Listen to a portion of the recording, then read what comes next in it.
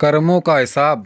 कुछ दिनों पहले ही एक अस्पताल में एक गोली से घायल का केस आया। मरीज बेहद सीरियस था।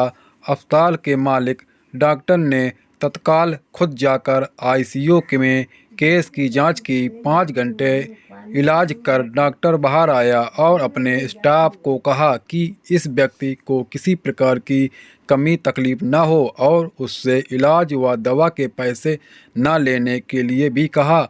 मरीज तकरीबन 18 दिन तक मरीज अस्पताल में रहा। जब बिल्कुल ठीक हो गया और उसको डिस्चार्ज करने का दिन आया तो उस मरीज का तकरीबन 2.5 लाख रुपए का बिल अस्पताल के मालिक और डॉक्टर की टेबल पर आया। डॉक्टर ने अपने अकाउंटर मैनेजर को बुलाकर कहा, इस व्यक्ति से एक भी पैसा नहीं लेना है। ऐसा करो, तुम उस मरीज को लेकर मेरे चेम्बर में आओ। मरीज व्हीलचेयर पर चेम्बर में आया।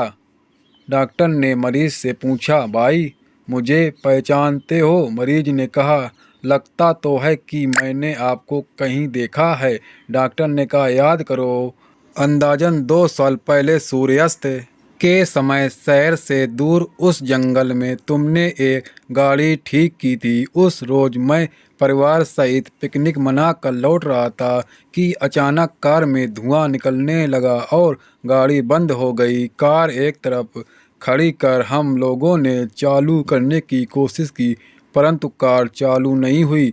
अंधेरा थोड़ा थोड़ा गिरने लगा था। चारों ओर सुनसान था। परिवार के हर सदस्य के चेहरे भय की लकीरें दिखने लगी थीं और सब भगवान से प्रार्थना कर रहे थे कि कोई मदद मिल जाए। थोड़ी ही देर में चमत्कार हुआ। हीरो बाइक के ऊपर तुम आते दिखाई पड़े। हम सब ने दया की नज़र से हाथ ऊंचा करके तुमको रोकने का इशारा किया। तुमने हीरो बाइक खड़ी करके हमारी परेशानी का कारण पूछा। तुमने कार का बोनट खोलकर चेक किया और कुछ ही क्षणों में कार चालू कर दी। हम सबके चेहरे पर खुशी की लहर दौड़ आ गई। हमको ऐसा लगा कि जैसे भगवान ने आपको हमारे पास भेजा है, क्योंकि उस सुनसान जंगल में रात गुजारने के ख्याल मात्र से ही हमारे रोंगटे खड़े हो गए थे। तुमने मुझे बताया था कि तुम एक गैराज चलाते हो। मैंने तुम्हारा आभार जताते हुए कहा था कि रुपए पास होते हुए भी मेरी मुश्किल समय से मदद नहीं मिलती। तुमने ऐसे कठिन समय में हमारी मदद की। इस मदद की कोई कीमत नहीं है, यह अमूल्य है। परंतु फिर भी मैं पूछना चाहता हूँ कि आपको कितने पैसे दूँ? उस समय तुमने मेरे आगे हाथ जोड़कर जो शब्द कहे थे वह शब्द मेरे जीवन की प्रेरणा बन गए हैं। तुमने कहा था कि मेरा नियम और सिद्धांत है कि मैं मुश्किल में पड़े व्यक्ति की मदद के बदले कभी कुछ नहीं लेता। मेरी इस मजदूरी का हिसाब भगवान रखते हैं। उसी दिन मैंने सोचा कि जब एक सामान्य आय का व्यक्ति इस प्रकार के उच्च विचार रख सकता है और उनका संकल्प पूर्ण पालन कर सकता है, तो मैं क्यों नहीं कर सकता। मैंने भी अपने जीवन में यही संकल्प ले लिया है। 2 साल हो गए हैं, मुझे कभी कोई कमी नहीं पड़ी। अपेक्षा पहले से भी अधिक मिल रहा है। यह अस्पताल मेला है।